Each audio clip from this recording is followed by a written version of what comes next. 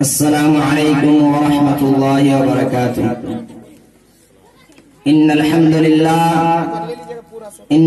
للہ وحدہ والصلاة والسلام على من لا نبی بعدہ، اما بعد فقد قال اللہ تبارک وتعالی في كلامه المجيد والفرقان الحميد: أعوذ بالله من الشيطان الرجيم، بسم الله الرحمن الرحيم، قل هل يستوي الذين يعلمون والذين لا يعلمون۔ صدر محترم، حاضرین سالانہ انجمن اور اسٹیج پر بیٹھے ہوئے علماء کرام، آج میں اور سامنے بیٹھے ہوئے میرے عزیز چھوٹے چھوٹے بھائی اور پیاری بہنوں اور عزیز طلباء، آج میں آپ حضرات کے سامنے جس عنوان کو لے کر کھڑا ہوا ہوں وہ ہے ملک و ملت کی تعمیر میں مدارس اسلامیہ کا کردار۔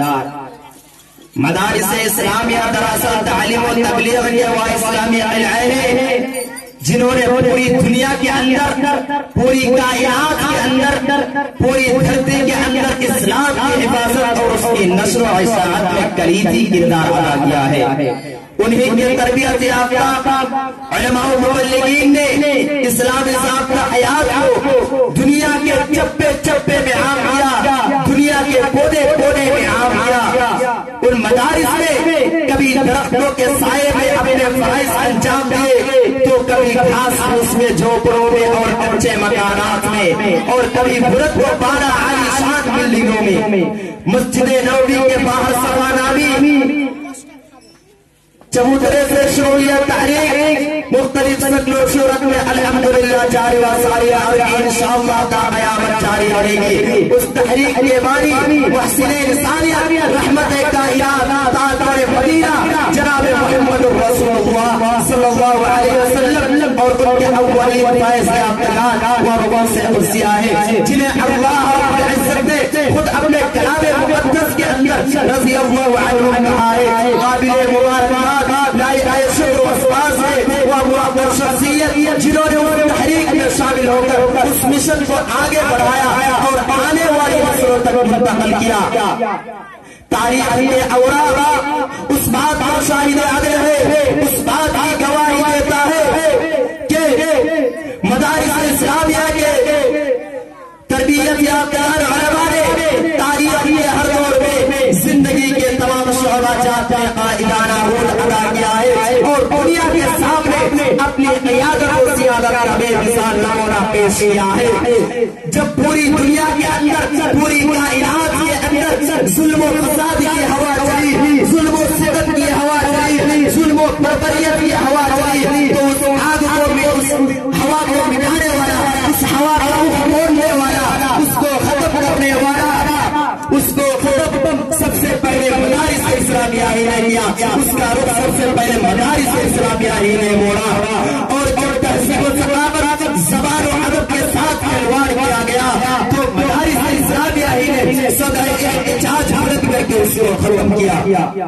یہی نہیں بلکہ نبی کریم صلی اللہ علیہ وسلم کے بعد جب مکہ کے اندر کفر و شرک کی آگ لگی، جب مکہ کے اندر ظلم و ستم کی آگ لگی، جب مکہ کے اندر فتنہ و فساد کی آگ لگی تو اس آگ کو گلزار بنانے والا، اس آگ کو مٹانے والا، اس آگ کو بجھانے والا، اس آگ کو ختم کرنے والا کوئی اور نہیں بلکہ مدارس اسلامیہ کے ایک روشن چراغ مجدد ثانی محمد بن عبد الوہاب العظمی تھے جنہوں نے کفر و شرک کے تاریخی جنگل کو اپنے علم سے جلا بخشی۔ آج اگر ہم تاریخ کے اوراق پر نظر ڈالیں، تاریخ کو پڑھیں تو ہمیں مدارس اسلامیہ کا کردار ایک روشن آگ کی طرح نظر آئے گا، ایک روشن چراغ کی طرح نظر آئے گا اور تاریخ میں ہمیں یہ بھی ملے گا کہ جب فتنہ تاتار نے سر اٹھایا تو اس کی سرکری میں مدارس اسلامیہ سے فیض آئے، نوجوان شیخ الاسلام ابن تیمیہ میدان میں آئے اور تاتاریوں کے فتنے کا بڑی جوان مردی کے ساتھ مقابلہ پیدا کیا اور جب فتنہ قادیانیت جنم لیا، فتنہ قادیانیت پیدا ہوا تو اس کو بیخبر سے اکھاڑ پھینکنے کے لیے، اس کو جڑ سے مٹانے کے لیے، اس کو جڑ سے ختم کرنے کے لیے فاتح قادیان مناظر اسلام علامہ ثناء اللہ عمر نصری نے جنم لیا، جو کہ مدارس اسلامیہ کے ایک روشن چراغ تھے، جنہوں نے تعلیم مدارس اسلامیہ سے حاصل کیے تھے اور انہوں نے مرض اخلاق احمد قادیانی کو لوہے کا چنا چبانے پر مجبور کر دیا۔ اور یہ آواز بلا کسی اپنا تعامل کے کہیں جا سکتی ہے، بولا جا سکتا ہے کہ مدارس اسلامیہ کے اندر امن و شانتی کا جو ماحول پیدا ہو رہا ہے، مدارس اسلامیہ کے اندر امن و سلامتی کا جو ماحول